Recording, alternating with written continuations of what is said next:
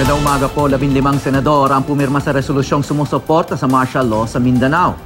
Yan ay sina Senate President Coco Pimentel at Senador Tito Soto, Ralph Recto, Sonny Angara, Nancy Binay, JV Ejercito, Win Gatchalian, Dick Gordon, Gringo Honasan, Ping Lacson, Loren Legarda, Manny Pacquiao, Joel Villanueva, Cynthia Villar at Migs Zubiri.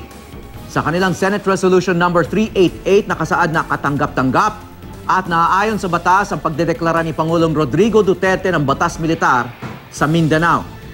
Sa isang panayam naman sa Super Radio DZBB, nanawagan ang tagapagsalita ng AFP na si Brigadier General Restituto Padilla sa teroristang grupong Mountain na sumuko na.